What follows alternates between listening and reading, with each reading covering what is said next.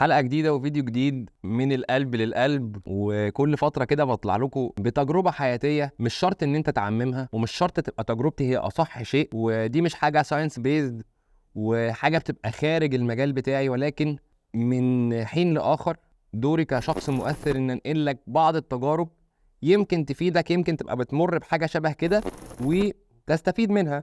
وفيديو النهاردة عن الصداقة، وهقول لك رحلتي مع الصداقة والأصدقاء واللي شفته معايا ومع غيري، علشان في ناس كتير بيحصل لها مشاكل ومشاكل كبيرة بسبب انه كان متكئ على صديق معين وشايف ان هو ده اخوه عشرة عمره وي وي وي وي. خليني اقول لك ان من بداية الخليقة وآدم وحواء وقابيل وهابيل، ان اتنين اخوات قتل اخوه علشان خاطر انثى من بداية الخليقة. وكون ان الخالق يدينا ربنا سبحانه وتعالى، ربنا يدينا المثل بحاجة شبه كده في أول الخليقة. يعني أنت متخيل أول الخليقة قصتين عبرة، آدم وحواء ونزولهم من الجنة لما الشيطان غوى آدم وحواء بان هم ياكلوا من الشجر. ده اول قصه في الكون اللي احنا عايشين. ماشي. تاني قصه هي قصه ايه؟ قابيل وهابيل. فده ان دل على شيء يدل على ان في رساله من الموضوع. وطبعا انا مش مفسر، بس بقول لك يعني الواحد بيتدبر، بيفكر في الحكاوي اللي في القران وفي الاحاديث والكلام ده كله، بيبتدي يتدبر الكلام ده كله. طبعا تفسير ده مش تفسير اعتد بيه، انا بقول لك ده من باب التدبر كده، ان دي اكيد ليها دلالة عن ان في اصدقاء كويسين. انا الكلام ده مش قاعدة عامة، ولكن في حاجات كتير ربما يبقى فيها خلل وضرر من ان انت تدي الامان والحب الكامل لصديق. وهنا هحكي لك عن تجربتي الشخصيه، زي ما قبل كده حكيت لكم عن قصه السماش برجر وفي الاخير قصه خطوبتي، ويعني احكي لكم عن قصه شخصيه كده. انا اتولدت في بيئه وطبقه متوسطه، لا انا من علية القوم واثرياء القوم، ولا انا من مثلا ناس بسيطه وكلنا في الاخر واحد، واللي بيميز ما بيننا هي تقوى الله يعني. ولكن انا كنت من طبقه متوسطه. فاللي حصل ان كان ليا صديق كان نوعا ما اعلى مني ماديا شويه، ولكن في بعض الحاجات الاخرى كان الواحد بيحاول يسعى دراسيا، يسعى في شغل، يسعى مش عارف ايه، حاجه من هذا القبيل يعني. كنت بحبه جدا، وكان هو صديقي وانتيمي واخويا، وعمري ما كنت وانا صغير بأدرك ابعاد ان يعني ايه اصلا واحد يبص لواحد علشان ماديات. يعني انا ما كانش ده في دماغي، او واحد يبص لواحد علشان ايا كان ايه اللي احنا اخوات، هو ده صاحبي، ده انتيمي، ده شقي، فاهم؟ فكنا اصدقاء من مثلا اعدادي او ابتدائي او حاجه كده، من طفوله يعني. ودارت الايام ومرت الايام، والواحد لما كان يجي حد يقول له خلي بالك فلان ده بيتعامل معاك بطريقه غريبه، يعني انتوا مستحيل انتوا شايفين حاجه انا اكيد مش شايفها، وانكار. واكيد انت هتكون دلوقتي بالحكايه اللي انا بحكيها دي مريت بحاجه شبهها، وتلاقي اهلك يقول لك خلي بالك ده صاحبك الفلاني ده انا تلاقي امك كده تقول لك ده انا مش مرتاحه له. ده اكيد حاجه زي كده حصلت، صح؟ لا، ابقى اسمع كلامهم، عشان هم كلامهم بيبقى فعلا صح، تمام. لان انا قعدت انكر سنين وسنين وانكر يعني ايام، لحد اما جينا في ثانويه عامه وقررنا نعمل مشروع مع بعض، نعمل بيزنس مع بعض. البيزنس ده حاجه كانت بسيطه كده، بنصنع زي جو اللوكال براندز دلوقتي. احنا من اوائل الناس اللي عملنا اللوكال براندز، خلي بالك عملناها من زمان قوي. وعملنا اكونت بيبيع تيشرتات، وكنا بنطبع على التيشرتات دي برنتايه كده ظريفه. وكنا من اوائل الناس اللي عملت اللقطه دي مثلا في 2011 2010 في الرينج ده، يعني حاجه من زمان خالص. وفعلا الموضوع كان ابتدى يدخل لنا انكم، وعملنا منه فلوس، والدنيا كانت لطيفه. وكنا ايه خلاص بقى، اللي هو عارف انت اسمه ايه بتاع سلام يا صاحبي، سعيد صالح وعادل امام، اللي هو بقى احنا مسيطرين على السوق، وشباب في ثانوي وبتعمل فلوس، والدنيا كانت ايه لطيفه. ايه اللي حصل؟ ان انا دخلت كليه بره مصر، يعني احتجت ان انا اسافر، كنت هسافر فتره بره مصر. فلما سافرت ما بقيت ايدي في البيزنس، فرجعت بعد فتره، بعد اول سمستر كده، لقيته بيقول لي ايه لا انت كليتك بره وانا مكمل في البيزنس لوحدي، وشايف ان انت مش هتحقق لي اي اضافه. طب يا معلم احنا شغالين في الموضوع مع بعض، طب انا اوريدي لسه شغال مثلا في ان انا اعمل ماركتنج للموضوع، افند الموضوع معاك. قال لا افند انا مش محتاج فند، والماركتنج انا بعرف اعمله، شكرا نورتني. هل هل ده كان هو النقطه الفاصله؟ قلت يا عم حق، وبزنس از بزنس، وانا راجل بتكلم بزنس، ونفصل البزنس عن الصداقه، والصداقه دي حاجه على جنب. قال لي انا بدردش معاك القصه دي الناس القريبه مني عارفاها، وبحكيها لك ربما تبقى مثل ليك، تبقى حاجه ليك كده تقتدي بيها، وتبتدي تبقى شايف الامور بشكل واضح.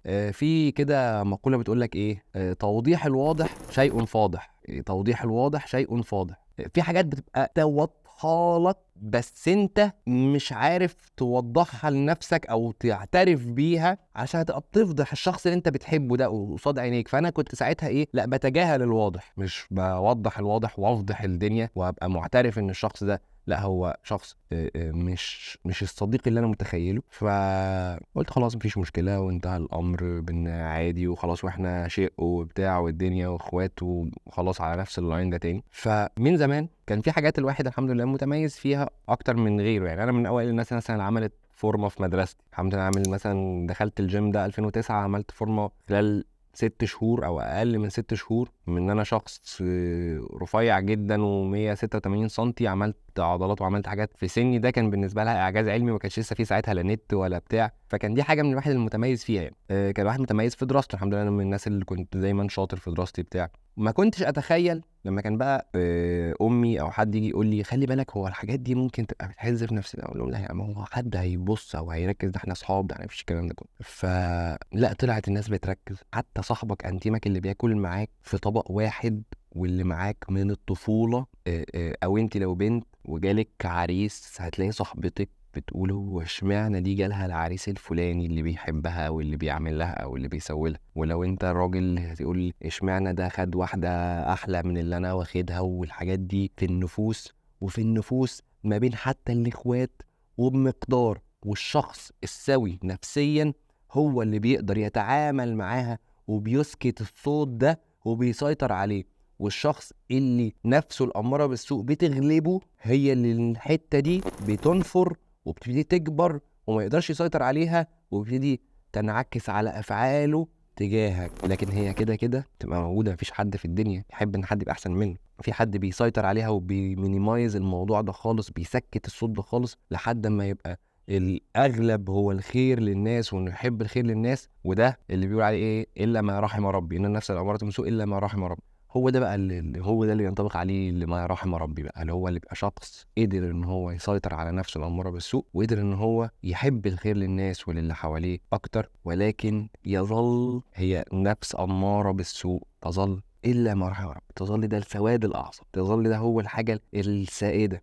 فخلي بالك، كلامي ما بيقولكش ابعد عن اصدقائك، كلامي بيقولك حط دايما مساحه امنه، فاصله امنه. حط دايما توقع ان اللي قدامك لربما يبقى في حته كده جوه، ولازم تقدر انك تتعامل معاه.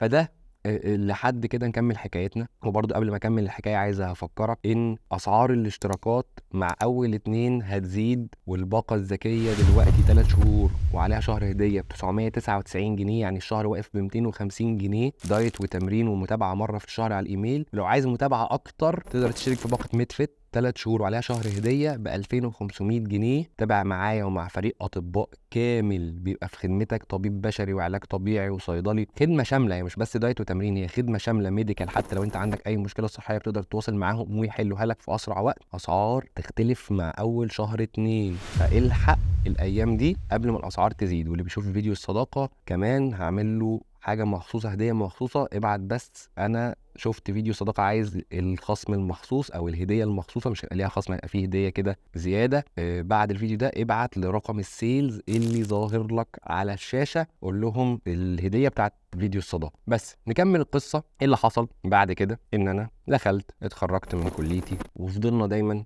على صداقه وعلى وفاق. زي ما قلت لك ايه، ما كنتش بوضح الواضح، وكنا متعاملين مع بعض والدنيا تمام. بقيت الاحظ حاجه، انا ارتبط ببنت، حتى ارتبط بنت عادي، بعد كده اسيب البنت دي لاي سبب ما عليه، هو راح اتعرف عليها. ايه هعمل الحكايه الغريبه دي؟ بس عادي، قلت يمكن يعني هو عادي، هما بيبقى صاحبي وانتيمي وبتاع، بيبقى عايز يحل المشكله ما بيننا اي حاجه. والاقي ان هو بعد ما اتعرف عليها كمان بلاقي البنت دي بتبقى ايه، متحفزه ناحيتي، بعد ما احنا حتى ممكن نقسمنا بعض بصداقه عاديه، اخوه ما بيننا. بلاقي متحفزه ناحيتي قوي اكتر، كأن حد قال لها حاجه وحشه عني او حاجه. فعادي بعمل نفسي ايه، مش واخد بالي. كملنا اكتر، لقيت الموضوع متشعب في ان هو لا بيتعامل معايا بوش ومن ظهري الكلام بيوصل بحاجات غريبة. واكيد انت مريت او شفت حاجة شبه كده، واكيد في اصدقاء، واكيد حد دلوقتي يشوف يقول لي الحمد لله الذي عافانا، انا صاحبي الفلاني ده بريمو اكس وبتاع ومفيش الكلام ده كله. وارد زي ما قلنا لكل قاعدة شواذ، والصداقة دي رزق زيها زي ان الواحد ربنا يرزقه بفلوس او بشغل كويس او بزوجة صالحة. ولكن وجب التحذير للناس اللي غافلة عن الحقيقة أو لسه شوية بتحاول تخدع نفسها أو تآمن لصديق ما في دماغها. خد بالك من الساينز وخد بالك من العلامات اللي ممكن تبقى انت بتحاول تتجاهلها حبا في صديقك ده. ما تتجاهلهاش، يعني كل حاجة تشوفها، كل ساين أو علامة تشوفها ركز فيها وقف عندها. بس كمل لك باقي الحكاية. وصلنا لحد بدايات دايت اند تشيت. في بداية دايت اند تشيت وده اللي انا الصورة اللي بقول لك الاستنتاج بقى بتاعي، يعني انا بحكي لك كده الاستنتاج بتاعي في الاخر.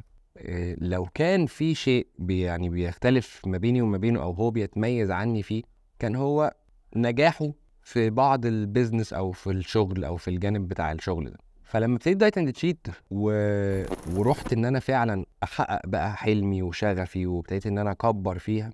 وكنت في بدايتي لما باجي بصور وصفات الاكل ما كانش حتى عندي لوكيشن. واتذكر على ما اتذكر مارك جورج، وشاوت اوت لمارك جورج، واحد من اللي هو عامل صفحة ماركيفيشن، واحد من انظف الشخصيات واقوى الفيديوجرافرز اللي موجودين في الساحة ودلوقتي في الامارات، ربنا يفتح عليه ويكرمه كمان وكمان. مارك اللي كان لسه معرفتي بيه لا تتعدى الشهرين قال لي انا هصورك بدون فلوس وهمنتج لك بدون فلوس، علشان انا شايف ان انت ان شاء الله هتحقق، وبعدين ابقى حاسبني يا عم لما ربنا يفتحها عليك. ده واحد انا كنت لسه عارفه ما كملتش الشهر وشايلها له لحد دلوقتي، ودايما بشاوت اوت باللي هو عمله معايا. لا حاجه قمه في الرجوله. وايه لسه بقول لك ما كنتش عارفه بقالي شهر شهرين. حلو. صاحبي بقى انتيمي كنت بقول له هصور عندك في البيت، علشان انا البيت عندي ما كانش برضو يسمح ان انا اصور او حاجه شبه كده. فكان يزمزق. هو كان عايش في بيت لوحده، يعني اصلا انا مزاجي مش فايق، اصلا انا واحد صاحبي قاعد النهارده في البيت وقاعدين قاعده كده سهره حلوه احنا كلنا، فبص فكك بقى وبتاع. ففي فتره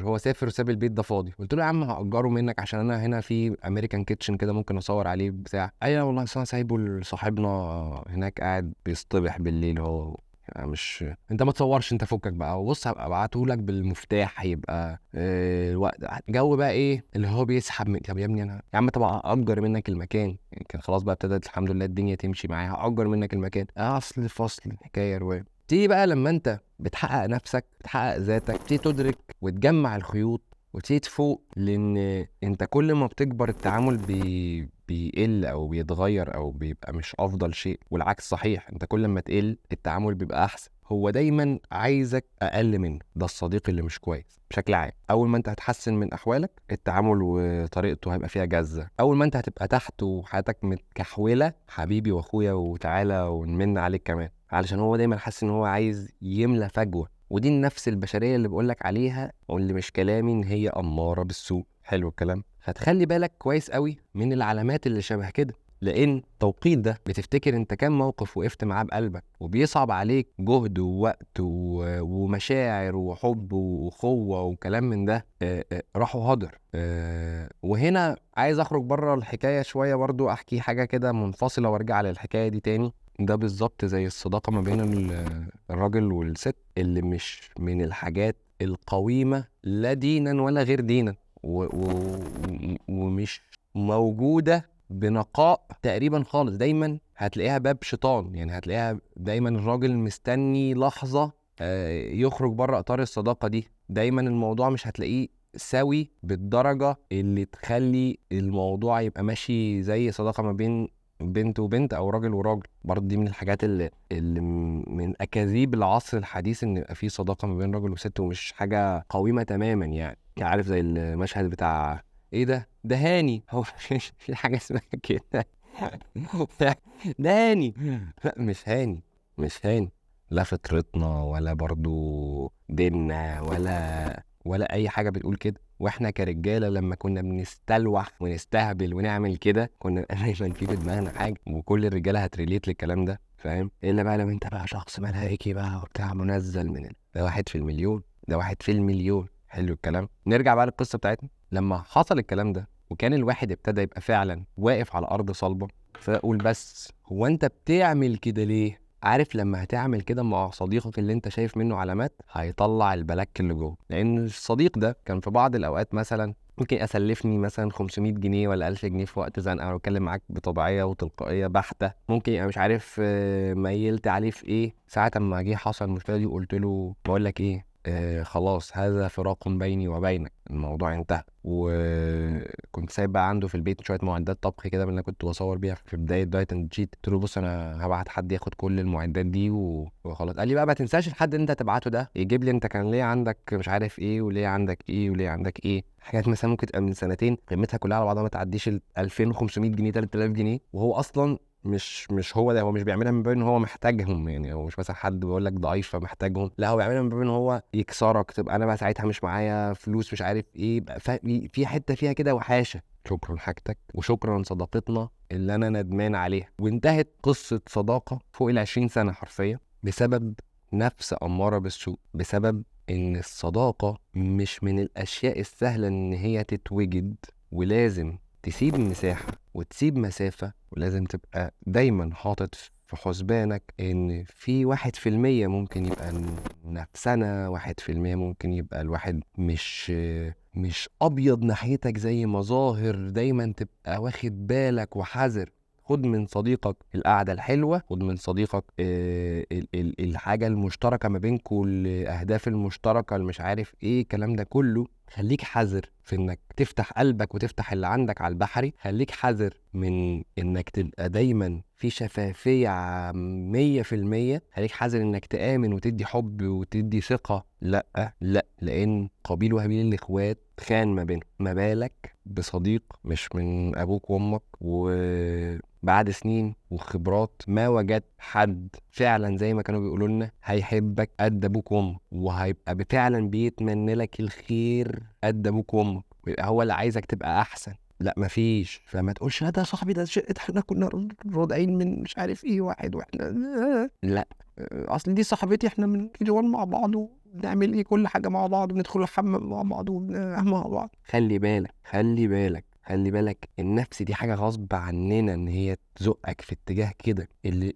الواحد يسيطر عليها دي حاجه صعبه، وده اللي بيفرق. وكلنا عندنا شيء من المرض النفسي بدرجات، كلنا عندنا شيء من المرض النفسي بدرجات. ولكن الشخص اللي بيقال عليه نقدر نقول عليه ده الشخص ده سوي نفسيا، هو اللي بيقدر يتحكم في ده ويتحكم في الأصوات اللي جواه ويسكتها قدر المستطاع أو يهدي صوتها قدر المستطاع ويتعامل بسوى نفسي. والعكس الأصوات دي بتصير تسيطر عليهم ودول كسروا، يعني دول ناس كتيرة في الحياة. نصيحتي ليك شيء ظريف انك يبقى عندك صديق، شيء حلو انك يبقى ليك جيم بارتنر، كويس انك يبقى ليكي صاحبتك انتمتك اللي انتوا بتباتوا مع بعض في البيت. بس نحذر لو انت ولد انك ما تبقاش فاتح كل حاجة على البحري وبتتكلم عن مادياتك وخطيبتك وحياتك وتحكي لصديقك كده كأنك ايه فرحان بقى وبتشاركه الحاجات الجميلة دي. لا اسكت، حاجة في بقك كده واسكت وسيب مسافة كده واهدى لها. وانت كبنت مش صاحبتك انتمتك دي تبقى سوري يعني بتتصوروا مع بعض وبتعملوا مع بعض في البيت قاعدة براحتكم وتغيروا قصاد بعض. لا، الصورة اللي مع صاحبتك انتمتك دي ممكن يبقى في يوم من الايام تمسكها عليكي وبتحصل. يا عم ده اصلي والنبي بس نحط 1% احتمال، 1% احتمال ان يبقى في اي حاجه شريره كده ونفس شريره. لو بنت وصل مش عارف ايه وبحكي لها بقى عن علاقتي بجوزي ولا علاقتي بايه فهي تنصحك. ما سمعناش عن ناس كانوا في نفس الموقف ده وهوب البنت فركشت مع جوزها جت صاحبتها دي اتجوزته. اكيد في ممثلات وحاجات ومش عارف مين حصل نفس القصه دي مع ناس مشاهير وغير مشاهير. اكيد انت جه في دماغك دلوقتي حد كانت انتمتها اول ما ده فركشت مع انتمتها التانية راحت لفت عليه. الحكايه دي بتحكي لنا من زمان. فاحذر، خلي في علاقة طيبة وصداقة كويسة، ولكن احذر خلي فيه 1% حذر وتعامل بحرص ومسافة آمنة علشان ما تتصدم صدمة عمرك وتبقى حاسس ان انت نزلت على جدور رقبتك من الدور العاشر على الأرض وتتكسر فيها باقي حياتك. ساعتها هتبقى تروماتايز، هيبقى عندك تروما كده، تفضل تخون كل العالم، تخون كل اللي انت هتشوفه في سكتك هتخونه. فدي رسالة فيديو النهارده. ما تنساش تعمل فولو، سبسكرايب، ولايك، وتفعل زر الجرس، ولايك بقى وكومنتات على الموضوع ده، واحكي حكايتك وتجربتك مع صديقك. وما تنساش تبعت لنمرة السيلز وتقول لهم انا عايز اوفر او هدية فيديو الصداقة، علشان هتتفاجئ بحاجة قوية جدا ليك. واشوفكم الفيديو الجاي.